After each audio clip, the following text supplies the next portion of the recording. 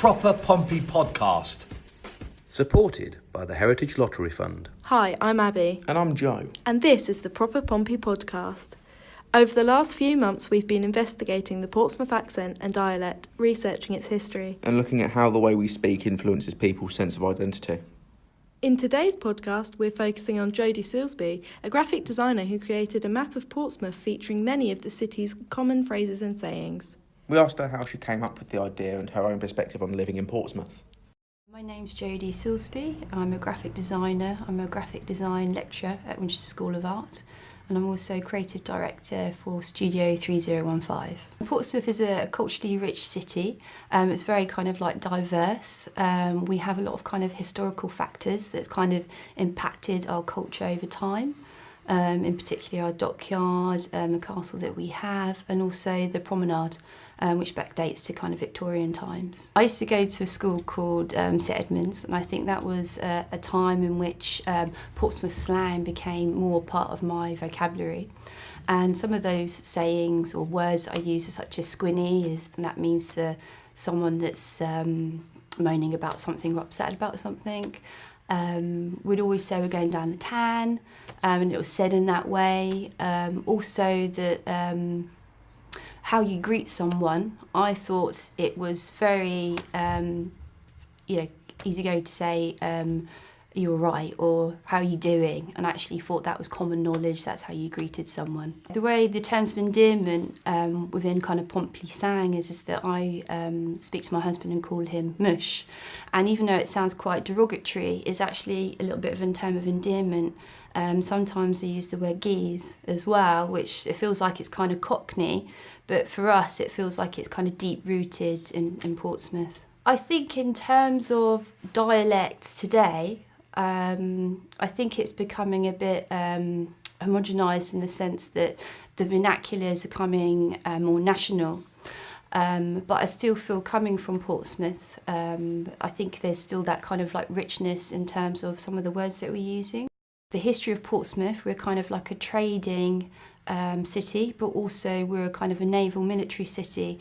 And I think it's through those tradings and through the distribution of people over the years, I think we have definite links with Plymouth and also London.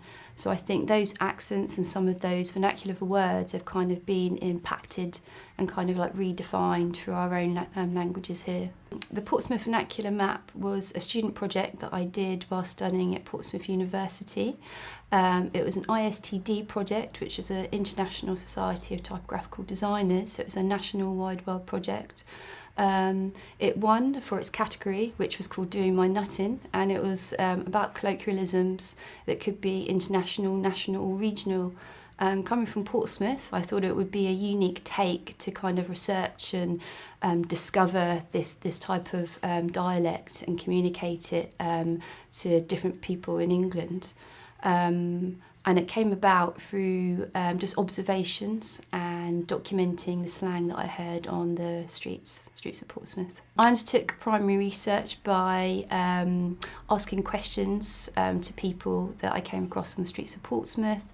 I asked them what their favourite slang or Portsmouth slang that they liked, and I kind of noted it down, but I also took a dictaphone, so I recorded how they would say it, just so you could get an understanding of the pronunciation of the slang, and also about the context in which it was said in. And those sayings were geographically mapped, so I used a street map and then replaced the street name with the saying that I recorded. I think context is key to how we understand language, and I think having the definition and the context in which it's kind of said in gives us a better understanding of what that saying means.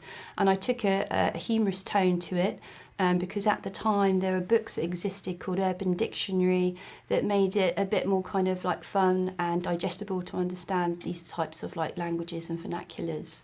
So it became a bit more accessible to the person that was reading those words. The associations or the consistency of use of the language is that the stresses that we put on some of the words and how we say them. A good example of that would be, do you want to fight?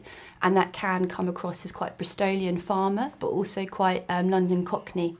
And they're kind of the examples of historically where we kind of make links with Portsmouth, and bringing that kind of hybridness of those two languages together kind of creates this unique language, such as this Portsmouth slang, which is very unique to England.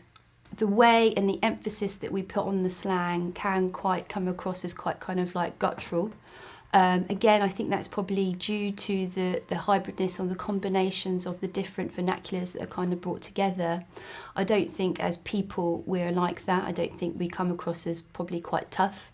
I just think, unfortunately, that is just how the language has evolved over time. I think the map has achieved a lot for the identity of people that live in Portsmouth. I think identity is a really strong word for people that live there, and we're very proud of where we come from.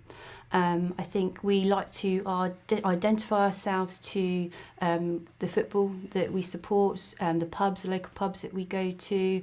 It could be even the district that we live in, and also could be the school that we come from.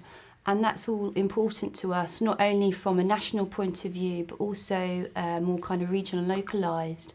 I think we kind of like familiarity through identifying those things.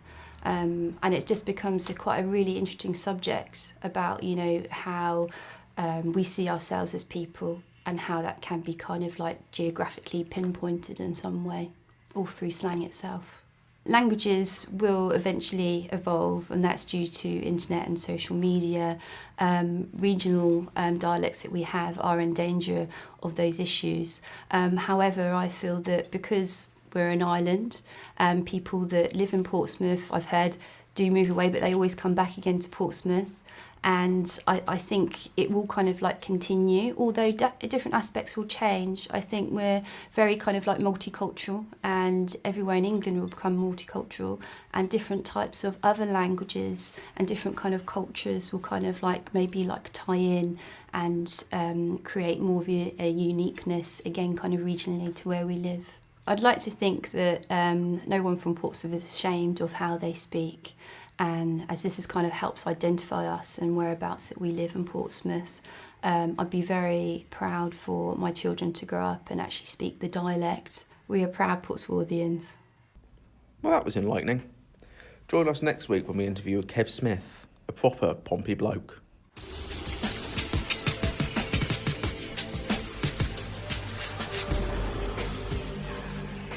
Proper Pompey Podcast. Supported by the Heritage Lottery Fund.